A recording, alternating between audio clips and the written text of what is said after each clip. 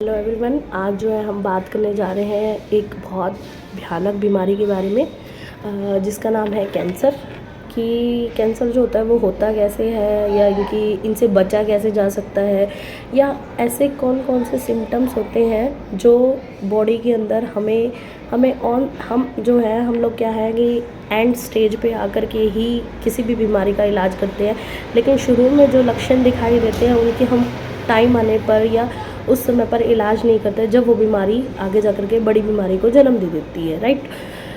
आज ऐसे ही हमारा जो मेन टॉपिक है कैंसर के ऊपर मैं बात करने जा रही हूँ। क्या होता क्या है, और आज इसके बारे में मैं डिस्कस करूँगी। इनकी रोकथाम कैसे की जा सकती है, या क्या क्या वजह हो सकती है, या इनका कहाँ इलाज है भी सही या नहीं भी है, इनके बारे में मैं चर्चा कर रही हूँ। कैंसर एक हमारी जैसे कि बॉडी है वो काफ़ी सारी सेल से मिलकर के बनती है, जैसा कि आपको पता ही है, मैंने पीछे वीडियो में भी बताया था। और यही सभी कोशिकाएं जब आपस में मिल जाती हैं तो मिल करके ये उत्तक बनाती हैं, मतलब कि टिश्यूज़ बनाती हैं। राइट। तो शरीर में जब असामान्य असामान्य रूप से, देखिए आप पिक्चर में देखें कि शरीर में जब असामान्य रूप से कोशिकाएं जब बनने लगती हैं तो वो कैंसर का रूप धारण कर लेती है। मतलब कि बॉडी के अंदर एक प्रॉपर वे में जितनी कोशिकाएं बननी चाहिए, लेकिन अगर वो आवश्यकता से अधिक बन जाती हैं तब ये कैंसर का रूप धारण कर लेती हैं। साथ ही साथ क्या चीज़ बताई गई है कि हमारी जो बॉडी है उसके अंदर लगातार जो है कोशिकाएं डेली पनपती हैं। ठीक है। हमारी बॉडी में कहीं पर चोट लगती है तो कुछ समय के बाद ठीक हो जाती है, हमारी बॉडी रिकवर कर जाती है। उसका भी मेन कारण यही है कि कोशिकाओं का बनना, या कोशिकाओं की हेल्प की वजह से ही हमारी बॉडी जो है जल्दी से जल्दी किसी भी घाव को जल्दी से जल्दी रिकवर कर लेती है। लेकिन कैंसर के अंदर ऐसा कुछ भी नहीं होता। जब कोशिकाएं असामान्य रूप से बनने लगती हैं, जिसको हम मेलेगेंसी भी बोलते हैं, मीन्स इसके अंदर क्या चीज़ होती है, बॉडी के अंदर क्या क्या सिम्टम्स दिखाई देते हैं। देखिए पिक्चर में भी देख सकते हैं आप कि आपकी बॉडी के अंदर क्या क्या सिम्टम्स आपको दिखाई देती हैं। जैसे कि त्वचा का रंग बदलने लग जाता है, आपकी जो बोन्स होती है उनमें दर्द होने लग जाता है, रंग में परिवर्तन होने लग जाता है। ठीक है। कोई भी चोट लगती है वो जल्दी से जल्दी ठीक नहीं हो पाती। ठीक है। और मुंह में से खून आने लग जाता है, कॉन्स्टिपेशन होने लग जाती है, वॉमिटिंग होने लग जाती है, भूख में कमी हो जाती है, और कहीं ना कहीं क्लॉटिंग, ठीक है, ब्लड सर्कुलेट नहीं कर पाता, गांठें बन जाती हैं उनके अंदर। तो ये कई सारे ऐसे मुख्य कारण हैं जिनकी वजह से जो एक बहुत बड़ी ये सिम्टम्स थे जो मैंने अभी आपको बताए हैं कि इनकी वजह से जो है जब इनके ऊपर हम रोकथाम नहीं करते हैं तो वो बीमारी बड़ी हो जाती है। तो ये सिम्टम्स मैंने जो भी आपको बताए हैं, हड्डियों में दर्द हो जाना, मुंह में से खून आ जाना, या बार बार बुखार चढ़ जाना।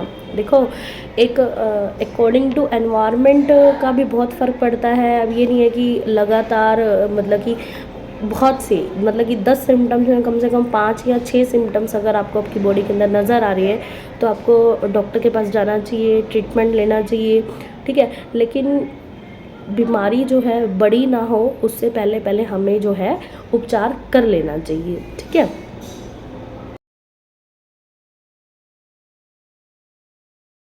देखिए most cancer form tumour but not all tumours are कंसरस।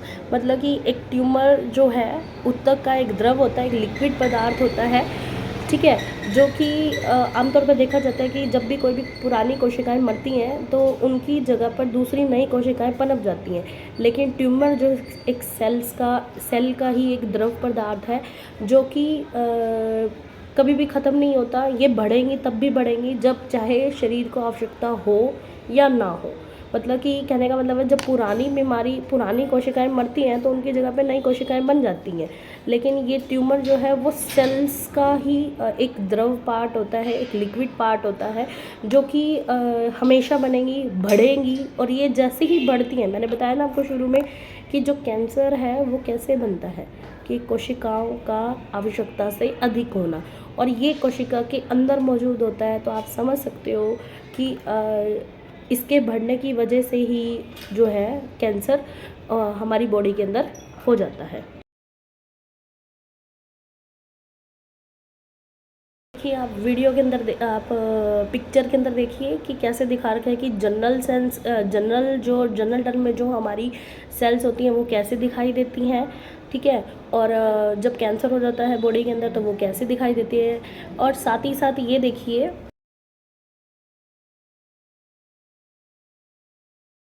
ये देखिए, कि सेल्स जो है वो डिवाइड होती हैं, डिवीज़न होती हैं, वो टूटती हैं, फूटती हैं और फिर जा कर के ही नई बनती है। लेकिन कैंसर के अंदर क्या चीज़ होती है वो दिखाया गया इस पिक्चर के अंदर, देखिए ध्यान से।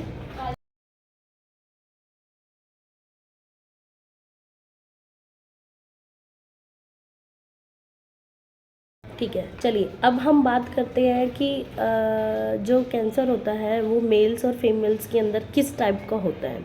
देखिए मेल्स के अंदर जो कैंसर होता है वो उसके अलग अलग टाइप्स का होता है, फीमेल्स में अलग होता है, जैसे कि फेफड़ों का, गले का, थ्रॉट का कैंसर। और ख़ास करके मेल्स के अंदर जो होता है वो प्रोस्टेट कैंसर होता है, स्किन का कैंसर भी होता है। लेकिन फीमेल्स के अंदर कहाँ होता है, उनके यूट्रस में, स्टोमक में, ब्रेस्ट कैंसर, गले का, थ्रॉट का कैंसर, स्किन कैंसर, ये अलग अलग टाइप्स होती हैं जो मेल्स और फीमेल्स के अंदर कैंसर को बनाती हैं, ठीक है। अब जो है मैं मेन बात करने जा रही हूँ कि देखो बीमारी हुई है तो मे बी उसके कहीं ना कहीं जिम्मेवार हम लोग भी हैं, हमारा गलत खान पान, उनकी वजह से जो है हमें बीमारियां होती हैं। लेकिन एक देखो मैंने लास्ट वीडियो में आपको बताया भी था कि हमें जो है एक सही समय पर भोजन को खाना चाहिए। लेकिन क्या आप जानते हैं कि एक छोटा जो बच्चा होता है, आजकल ये देखा भी जा रहा है कि छोटे छोटे बच्चों को भी जो है कैंसर की बीमारी हो जाती है। तो क्या उन्होंने ऐसा क्या गलत खान पान किया था जिनकी वजह से उनको ये बीमारियाँ हुई हैं। तो इनके बारे में हम डिस्कस करते हैं, इनके बारे में जानेंगे। देखिए आप पिक्चर में साथ ही साथ क्या चीज़ कही गई है कि बच्चों में जो बीमारी होती है वो एक जेनेटिक भी हो सकती है, क्योंकि हमारी जो बॉडी के अंदर जेनेटिक का बहुत ज़्यादा मेन रोल रहता है कि किसी भी चीज़ का। लेकिन जो भी जिसको हम हेरिडिटी भी बोल देते हैं, लेकिन बॉडी के अंदर जेनेटिक तो होता ही होता है, लेकिन कुछ ना कुछ जो भी बच्चा पैदा होता है उसके कहीं ना कहीं खुद के भी कुछ एक परसेंट, कुछ एक रेशोज़ होते हैं जिनकी वजह से उसे कोई बीमारी है या कोई अलग अलग एक्टिविटी है जो उसको जेनेटिक ना मिल के, उसके पेरेंट्स से ना मिल के, उसकी खुद की ही बनाई हुई होती है, उसको खुद को ही उसकी बॉडी के अंदर मतलब कि डेवलप होती है पहले से ही, उसमें जेनेटिक का कोई मेन रोल नहीं लेता है। लेकिन बहुत सी जगह पर होता है। लेकिन क्या एक जो जैसे कि कैंसर बीमारी है, क्या ये जेनेटिक भी हो सकती है, या छोटे छोटे बच्चों में ऐसा क्या हुआ कि उन्होंने ये इस बीमारी को जन्म लिया, ठीक है। लेकिन बात करते हैं हम कैंसर की, बच्चों में कहाँ कहाँ हो जाते हैं। जैसे ब्रेन का कैंसर हो जाता है, आइज़ का कैंसर हो जाता है बच्चों को, blood cancer, kidney cancer, muscles का कैंसर, और न्यूरोब्लासम, लिम्फोमा, ल्यूकोमा, ये इनके नाम हैं जो बच्चों को मतलब कि बीमारियों को कैंसर की स्टेजेस हैं ये बच्चों के अंदर जो होती हैं, ठीक है।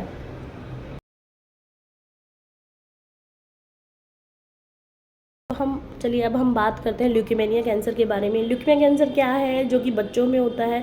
ये 2 या 4 साल तक के बच्चों को अपनी चपेट में लेता है। ये खून और बोन्स, ठीक है, नैरो में होने वाला कैंसर होता है जो हड्डी और जोड़ों के पेन में वेट लूज़ हो जाता है।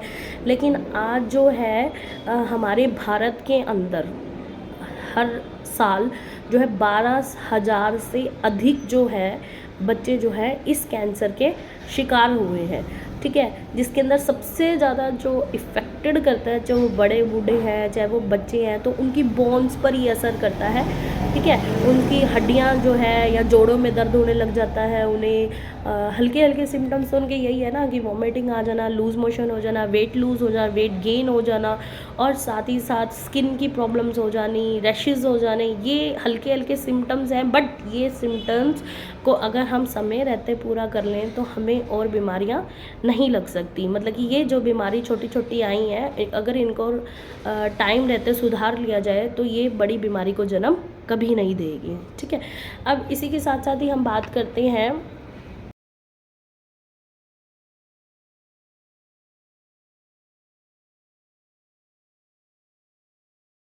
हम जो है बात करते हैं हाउ कैन कैंसर जो है spread, how can cancer spread, कि कैंसर जो है मेन स्प्रेड फैलता कैसे है, कैंसर खून से भी फैलता है, इसे हीमोटोजेनिक स्प्रेड कहा जाता है।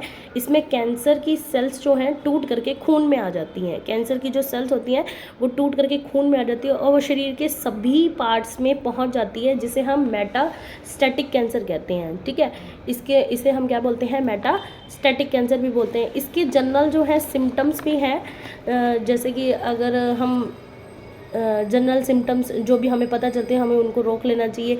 इसका ट्रीटमेंट बहुत ही ज़्यादा खतरनाक होता है।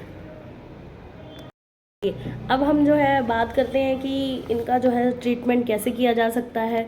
इसका जो ट्रीटमेंट होता है काफ़ी ज़्यादा कॉस्टली के साथ साथ बहुत ही ज़्यादा डेंजरस भी होता है, जिसके अंदर काफ़ी सारी थेरेपीज़ होती हैं। जैसे कि मैंने आपको बताया ना, स्किन का कैंसर होता है, ब्रेस्ट कैंसर होता है, यूट्रस में कैंसर हो जाता है, डिफरेंट टाइप्स के हैं। पोस्ट्रेट मेल्स के अंदर पोस्ट्रेट कैंसर होता है, तो उनके लिए थेरेपीज़ होती हैं, hormone therapy, surgery therapy, bone marrow transplantation, immunotherapy, radiations के द्वारा उनकी थेरेपी की जाती है, जिसको हम टारगेट थ्योरी भी कहते हैं।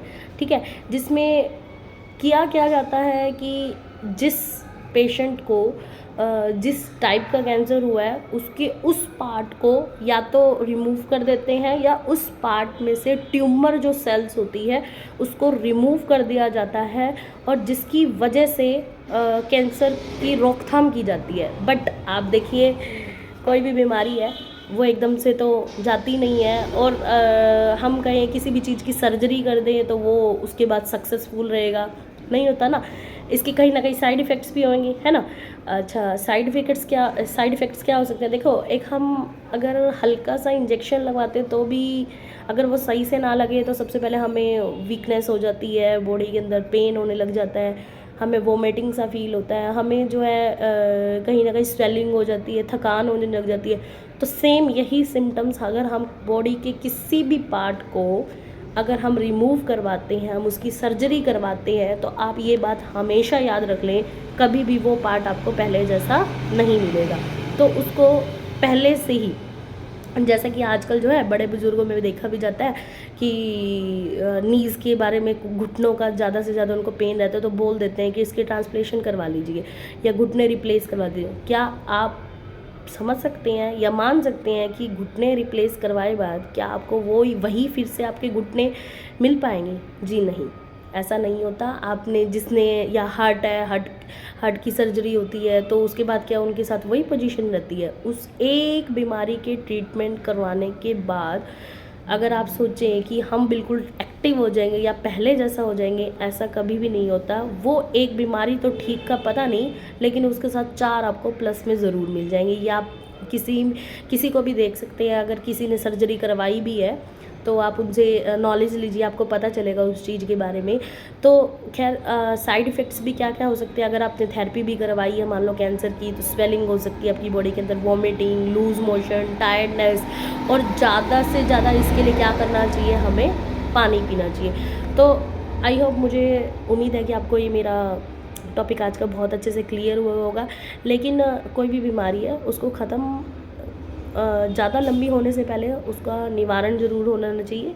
ठीक है, सभी की सभी चीज़ें जो है हमारी बॉडी के अंदर जो फैलती हैं, ठीक है, उसका मेन रीज़न है सही समय पर, सही जगह पर या सही तरीके से भोजन को इंटेक्ट करना। ठीक है, आप खाना जो खा रहे हो वो उस खाने में कितनी ज़्यादा एनर्जी है, कितने कार्बोहाइड्रेट्स या आपको क्या क्या मिल सकता है उनसे, उनकी नॉलेज होने पर उनको गेन करना। अच्छा देखिए, मुंह के टेस्ट भी होते हैं जो हमें मजबूर भी करते हैं, जैसे कि मैंने आपको पिछली वीडियो में भी बताया था। तो लेकिन उनको भी रिमूव करने की सोचो। अगर आपने खा भी लिया ऊट पटांग, देखो हम इंसान हैं, हम खाते हैं, क्या मैं नहीं खाती, मैं भी खाती हूँ, लेकिन मेन हमारा मोटिव क्या होना चाहिए कि आपको जो है उसे रिमूव करना भी आना चाहिए। ठीक है, आई होप आपको मेरा ये आज का टॉपिक अच्छे से समझ आया होगा। सो नेक्स्ट वीडियो के लिए रेडी रहिए। Good bye.